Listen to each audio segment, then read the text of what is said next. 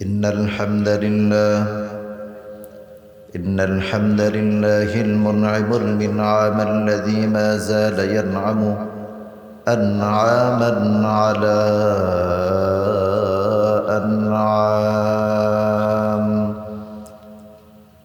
والصلاة والسلام على سيد الأنعام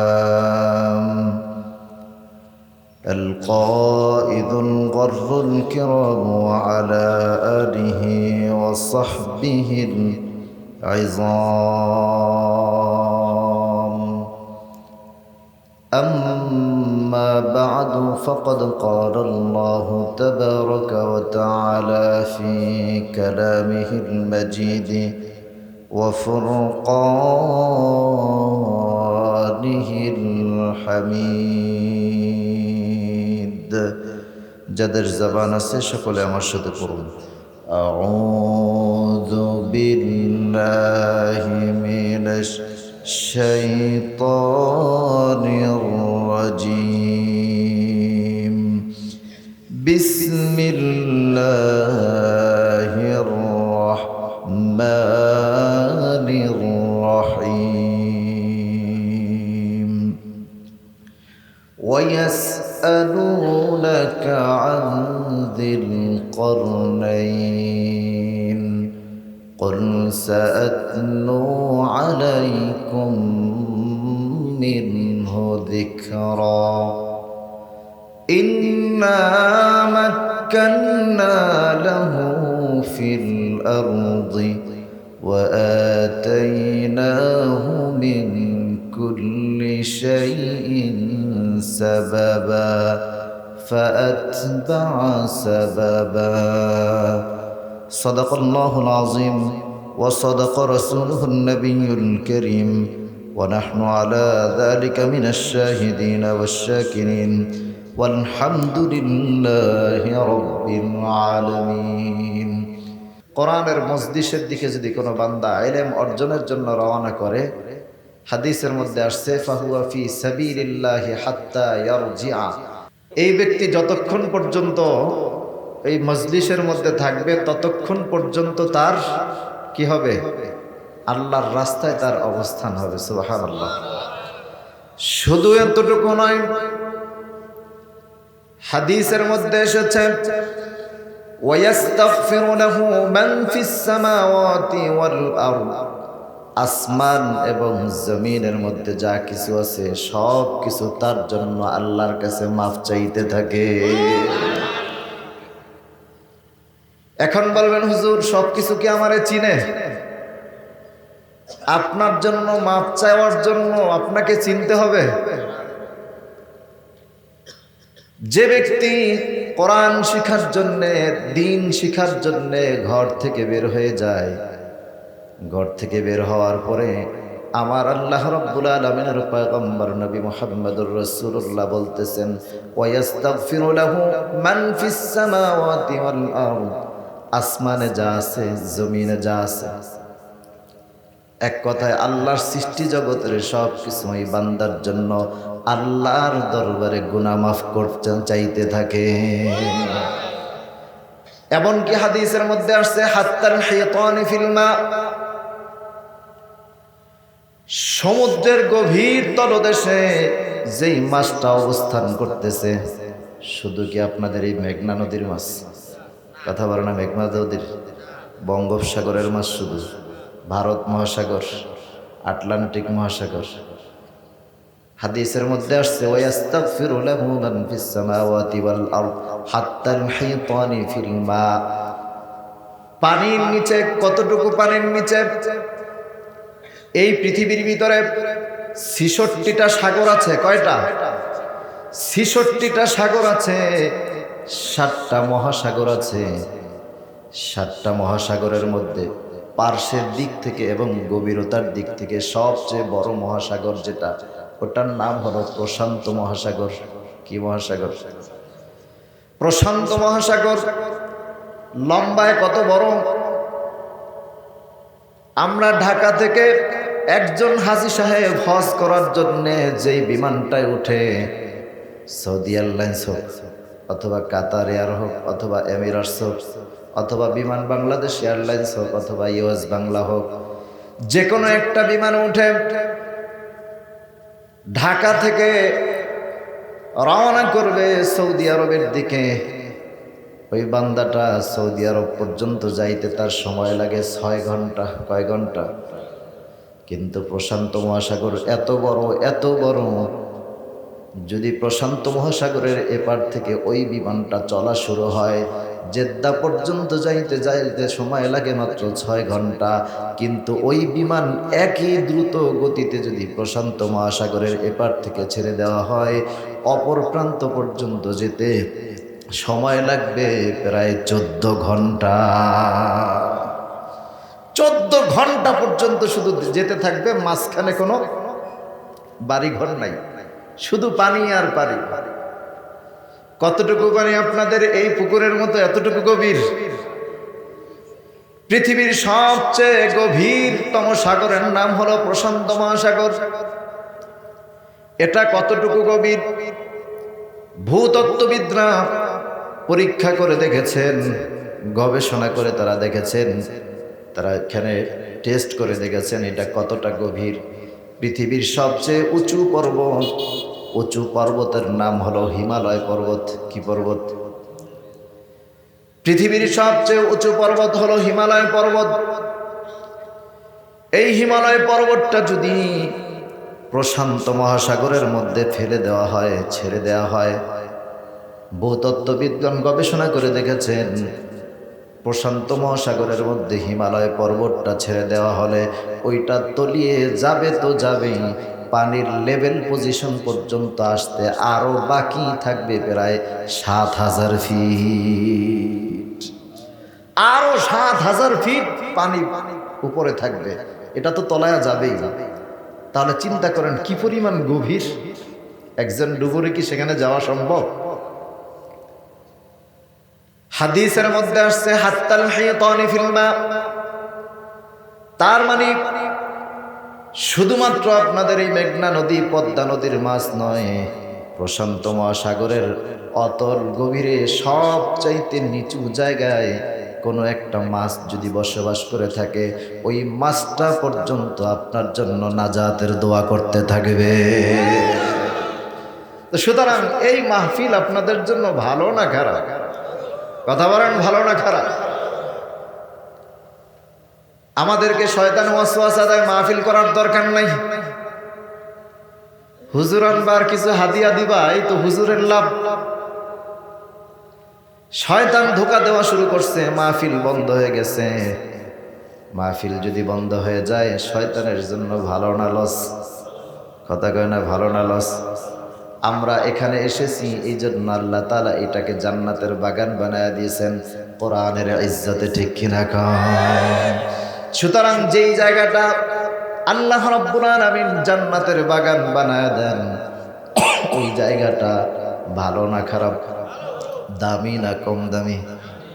অনেক দামি, এত দামি, এত দামি, ওই জায়গার মতো আর কোনো জায়গা হয় না, ঠিক কিনা কন? এত দামি জায়গা আর পৃথিবীর ভিতরে থাকে না। হাদিস শরীফের ভিতরে 2টা জায়গাকে জান্নাতের বাগান বলা হয়েছে। কয়টা? জোরে বলেন, কয়টা? 2টা জায়গাকে জান্নাতের বাগান বলা হয়েছে। একটা জায়গাকে, ওই একটা জান্নাতের বাগানে যেতে হলে আপনাকে লক্ষাধিক টাকা খরচ করা লাগবে। পাসপোর্ট বানাতে হবে, ভিসা নিতে হবে, এরপরে আপনাকে টিকিট কেটে সৌদি আরব যেতে হবে। জেদ্দা থেকে আবার গাড়ি করে মদিনায় যেতে হবে। মদিনায় যাইয়া নবীর ঘরের পাশে একটা জায়গা আছে, হাদিসের মধ্যে এসেছে মা বাইনা বাইতি ওয়া মিনবারি রাউদাতুম মিন রিয়াদিল জান্নাহ, আমার ঘর এবং আমার মিম্বরের মাঝখানের জায়গাটা রিয়াজুল জান্নাহ তথা জান্নাতের বাগান। ওই জান্নাতের বাগানে যেতে হলে আপনাকে সেখানে যেতে হবে টাকা খরচ করে। শুধু গেলেই আপনাকে ওখানে ঢুকতে দিবে না, যাওয়ার পরে আপনাকে আবার আবেদন করতে হবে নুসুক একটা অ্যাপসের মাধ্যমে। আবেদন করার পরে ওরা যদি আপনাকে টাইম দেয়, যেই টাইমে দিছে, ধরেন আগামীকালকে সকালবেলা 6টা বাজে আপনাকে টাইম দেওয়া হয়েছে, আপনি 6টা 30 মিনিটে যদি যান আপনাকে আর ঢুকতে দেওয়া হবে না। 6টার আগে গেলেও ঢুকতে দেওয়া হবে না। ওই জান্নাতের বাগানে আপনাকে মাত্র 10 মিনিটের জন্য সুযোগ করে দেওয়া হবে। ওই 10 মিনিটের জন্য আপনি সেখানে যেতে পারবেন। এরপরে আবার আপনাকে 10 মিনিট পরে নামাজ পড়তে থাকবেন, কিন্তু আপনাকে নামাজের মধ্যেই ধাক্কায় বের করে দেওয়া হবে। একটা জান্নাতের বাগানে যাওয়ার জন্য আপনাকে লক্ষাধিক টাকা খরচ করে সময় পাবেন কতক্ষণ? জোরে কোন কতক্ষণ? 2 রাকাত 4 রাকাত নামাজ পড়তে পড়তে আপনার সময় শেষ। কিন্তু আল্লাহ রাব্বুল আলামিনের পয়গম্বর আমাদের জন্য অনেক উম্মত থাকবে যারা সেই জায়গায় গিয়ে জান্নাতের বাগানের মন পুরাইতে পারবে না, জান্নাতের বাগানে ঢোকার যে মজা এটা পুরাইতে পারবে না, অনেকের টাকা থাকবে না। এই জন্য নবী আরো একটা জায়গাকে জান্নাতের বাগান বলে দিলেন।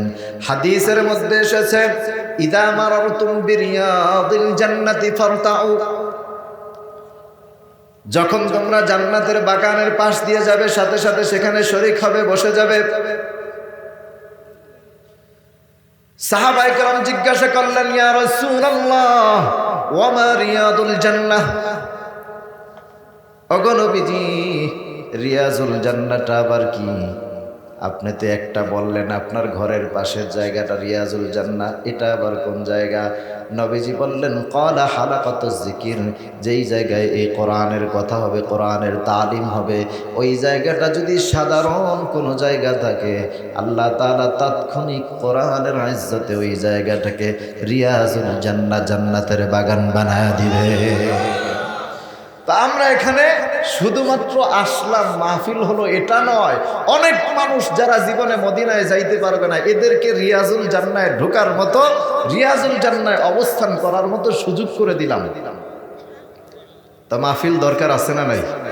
কথা বলেন আছে না নাই? সবাই মনে হয় চান না মাহফিল হোক? সবাই চান, সবাই চান। কারা কারা চান দুহাত উঠে আল্লাহরে দেখান। একটা জোরে আওয়াজ দিবেন, নারায়ে তাকবীর, আরো জোরে লিল্লাহি তাকবীর, হাত নামান। আমরা সবাই চাই তো মাহফিল হোক, নাকি গান বাজনা হোক এটা চান? গান বাজনার পক্ষে না বিপক্ষে? কথা বলে না, পক্ষে না বিপক্ষে? গান বাজনা যখন বাজায়, এখানে দেখবেন তিন শ্রেণীর লোক থাকে, ঠিক কিনা? এক শ্রেণীর গান গায়, আর এক শ্রেণীর বাদ্য বাজায়, আর এক শ্রেণী আপনারা শ্রোতা, ঠিক কিনা? যখন গান বাজনা বাজায় ওখানে দেখবেন একটাই আছে, ঢোল আছে না নাই? 2 পাশ দিয়ে জোরে জোরে বাড়ি মারে, মারে না? এটার আওয়াজটা হয় খুব বিকট, এরকম হয় না আওয়াজটা? কথা কয় না, এরকম হয় কিনা? এটা আসলে কি বলে জানেন? এটা আসলে বলতেছে দোজক, দোজক, দোজক, দোজক, দোজক। তো ওই জায়গায় আবার আরেকটা আছে, দেখবেন 2টা বাটির মতো এরকম বাড়ি দেয়, এটার নাম কি? হ্যাঁ, কি? জুরি। তার মানে ওই দলের লোকও আছে কিছু, যেহেতু নাম জানে। তো যাই হোক, ওইটা দিয়া 2টা বাটির মতো বাড়ি মারে, এইটা আওয়াজ দেয় chain chain chain chain chain chain, এরকম হয় না আওয়াজটা? আসলে এটা বুঝাচ্ছে 3 জন। ঢোলে বলতেছে দোজক দোজক দোজক, আর ওটাই বলতেছে 3 জন। এরপরে দেখবেন আরেকটা আছে এরকম ঘষে রেতের মতো, আছে না নাই? কথা কয় না, আছে না নাই? এটার নাম কি? বেহলা। মাশাআল্লাহ, আমাদের সৌরভ ভাই ভালো জানে। এই বেহলা দিয়া ঘষে, আর এইটা আওয়াজ হয় এরকম হয় না আওয়াজটা? কথা কয় না, এমন হয় না? তো এইটা আসলে বলে ক্যারে ক্যারে ক্যারে, মানে কেডা কেডা যাইব। ও কয় দোজক দোজক দোজক, আর ও কয় 3 জন, আর এটাই বলতেছে কে কে কে কে। এবার হারমোনিয়াম সুন্দর করে উত্তর দিয়া দেয়, গানলেওয়ালা শুনলেওয়ালা বাজনেওয়ালা, গানলেওয়ালা শুনলেওয়ালা বাজনেওয়ালা, গানলেওয়ালা শুনলেওয়ালা। তার মানে যে গায়, যে শুনে, যে বাজায় তিনটা জাহান্নামে যাবে, ঠিক কিনা কর? আমার কথা না, কার কথা? জোরে বলেন কার কথা? গান হালাল না হারাম? আল্লাহ রাব্বুল আলামিন কুরআনুল কারীমের সূরাতুল লুকমানের মধ্যে ইরশাদ করতেছেন, ওয়া মিনান নাসি মান ইয়াশতারি লাহওয়াল হাদিসি লিয়ুদিল্লা আন সাবিলিল্লাহি বিগাইরি ইলমিন ওয়া ইয়াত্তাখিযাহা হুজওয়া। আল্লাহ এই আয়াত দিয়ে স্পষ্ট গানকে হারাম বানায় দিয়েছেন। আমরা গানের মধ্যে যাব? কথা বলেন যাব? গান বাজনার মধ্যে আমরা নাই। এটা কেননা জাহান্নামী বানায় দিয়েছেন, হারাম বানায় দিয়েছেন। শুধু আমার কথা নয়, পরিষ্কার ফতোয়ার কিতাব, ফতোয়ার ভিতরে এসেছে, স্পষ্টভাবে এসেছে, ইন্না ইস্তিমাআল গিনা হারামুন, গান শোনা হারাম। গান শোনা কি? কথা কয় না, সবাই কয় না, আরো জোরে, আরো চিল্লায় কর, হালাল না হারাম? গান শোনা কি? স্পষ্ট এসেছে, ইন্না ইস্তিমাআল গিনা হারামুন। গান শুধু শুধু যদি কেউ শুনে সেটা হবে হারাম। ওয়াত্তালাজ্জুযা বিহি কুফরুন, কিন্তু কেউ যদি গান শোনার পরে বলে মনটা বড় ভালো লেগেছে, স্বাদ পাইছি, নাউজুবিল্লাহ কর, যদি এমন কেউ বলে গান শুনে আমার মনটা শান্তি হয়েছে, সাথে সাথে কাফের হয়ে যাবে, নাউজুবিল্লাহ। সাথে সাথে কি হয়ে যাবে? আছে না এরকম, আসলে গানের আসর বসলে ওখান থেকে এসে ইসরে আজকে ফাটাইছে, আছে না নাই? যে আজকে দিছে ফাটাইয়া পুরা মন, পুরা এলাকা, মানে খুব ভালো লাগছে। তালাজ্জুযা বিহি কুফরুন, শুধুমাত্র গান শুনলে হারাম হবে। গান শোনা হারাম, এটা জেনে যদি কেউ শুনে তাহলে তার জন্য হারাম। কিন্তু গান শুনে কেউ যদি স্বাদ পায়, মনের তৃপ্তি মিটাইতে চায়, তাহলে স্পষ্ট ফতোয়ার কিতাবের মধ্যে আসছে কুফরি হয়ে যাবে, কাফের হয়ে যাবে। তাহলে আমরা গান শুনবো না ওয়াজ মাহফিল শুনবো? কথা বলেন, গান শুনবো না ওয়াজ মাহফিল শুনবো? এটা শুনলে আল্লাহ তাআলা বলেছেন, লাহওয়াল হাদিস বলতে সমস্ত মুফাসসিরগণ গান বাজনাকে বুঝিয়েছেন। এইটার মাধ্যমে জাহান্নামে যাওয়ার রাস্তা তৈরি হয়ে যায়। কিন্তু কোন বান্দা যদি দ্বীনের মাহফিলের মধ্যে আসে, একটা কোরআনের মজলিসের মধ্যে আসে, কোরআনের মজলিসের ভিতরে বসে বসে বান্দার কিছু করতে হবে না, শেষ সময় বিদায়ের সময় মোনাজাত দিবে। শুধুমাত্র শুরু থেকে বসে থাকলো, বিদায় বেলা শুধু মোনাজাত দিল, মোনাজাতের মধ্যে দুফোঁটা চোখের পানি ফেলে দিল। হতে পারে আল্লাহ রাব্বুল আলামিন বান্দার এই দুই ফোঁটা চোখের পানির মাধ্যমে আমার আল্লাহ তারে মাফ করে দিয়া তারে জান্নাতি বানায়া দিবে। আল্লাহ চাইলে পারে কি পারে না? জোরে বলেন, পারে কি পারে না? দেখেন মাহফিলে আসলে কি ফজিলত। যখন কোনো বান্দা দ্বীনের জন্য বের হয়ে যাবে, ঘর থেকে বের হবে, সাথে সাথে আল্লাহ তাআলা আসমান থেকে একজন ফেরেশতা তার পিছনে লাগায়া দেন। ওই ফেরেশতারে বলেন, তুমি যাও আমার বান্দা, অমুক বান্দা সূর্যমুখী মাহফিল হচ্ছে, জনতার বাজার থেকে হেঁটে হেঁটে রওনা করছে, কথার কথা, অথবা হাজিরহাট থেকে অথবা বাংলা বাজার থেকে রওনা করেছে। আমার বান্দা জায়গা থেকে রওনা করেছে। আমার বান্দা তার বাড়ি থেকে মাহফিল পর্যন্ত পৌঁছার আগে যতগুলো কদম ফেলবে, প্রত্যেকটা কদমে কদমে বান্দার আমলনামায় তুমি 10টা 10টা করে নেকি লিখে দাও। বান্দা আসতে থাকবে, তার আমলনামায় 10টা করে নেকি লেখা হবে। ওই বান্দা আল্লাহর গোলাম যখন মাহফিলের মধ্যে চলে আসবে, ইন দেবেন টাইমে ফেরেশতা ডেকে বলবে, রব্বুল আলামিন তোমার বান্দা তো মাহফিলে হাজির হয়ে গেছে, প্যান্ডেলের ভিতরে ঢুকে গেছে, স্টেজের সামনে বসে গেছে, আল্লাহ আমার কাজ কি শেষ হয়ে গেছে? আল্লাহ বলবেন, না না না, তোমার কাজ এখনো পর্যন্ত শেষ হয় নাই। আমার বান্দা যতক্ষণ পর্যন্ত এই মাহফিলের মধ্যে বসা থাকবে আমার বান্দা শ্বাস একবার ফেলবে আর একবার শ্বাস গ্রহণ করবে, শ্বাস ফেলার সময় 10 নেকি, আবার গ্রহণ করার সময় তুমি তার আমল নামায় 10টা করে নেকি লিখে দাও। এইভাবে করতে করতে মাহফিলের শেষ প্রান্ত পর্যন্ত চলে আসবে, মোনাজাতের সময় চলে আসবে। মোনাজাতের সময় বান্দা ফেরেশতা এবার আল্লাহর কাছে চলে যাবে, রব্বুল আলামিন মাহফিল তো শেষ, এখন মোনাজাত।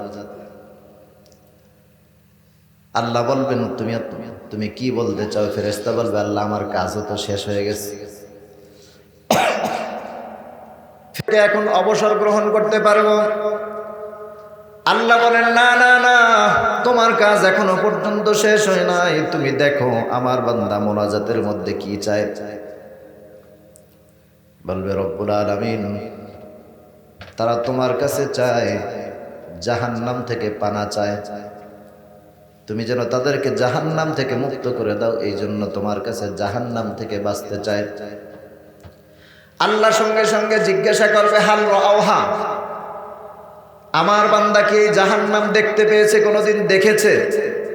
জাহান্নামের কতটা ভয়ঙ্কর আযাব বান্দা কি কখনো দেখেছে? ফেরেশতা বলবে না না রব্বুল আলামিন তোমার বান্দা তো জাহান্নাম কোনোদিন দেখে নাই, কিন্তু তোমার জাহান্নামের কথা শুনেছে। এবার আল্লাহ তাআলা বলবেন ফাআইয়া শাইইন ইয়াশাউন, তারা কি চায়?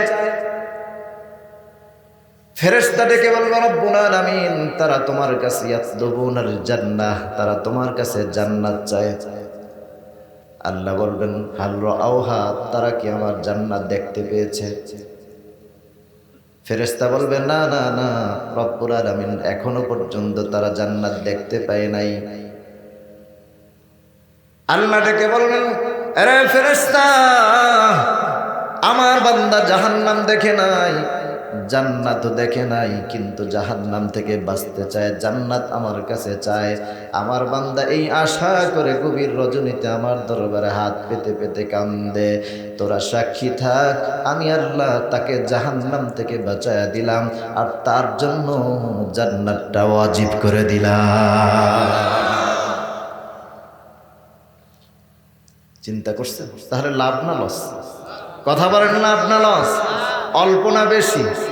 এমন মাহফিল একটা না হাজারটা হোক, ঠিক কিনা কন? একদিন নয় প্রতিদিন হোক, ঠিক কিনা বলেন? আল্লাহ আমাদেরকে কবুল করুন, জোরে কান আমিন। এই মাহফিলের পক্ষে না বিপক্ষে? জোরে বলেন পক্ষে না বিপক্ষে? কারা কারা পক্ষে আছেন গভীর রজনীতে দুটো হাত উঠে আল্লাহরে দেখা দেন। নারায়ে তাকবীর, আরো জোরে লিল্লাহি তাকবীর। আল্লাহ কবুল করুন।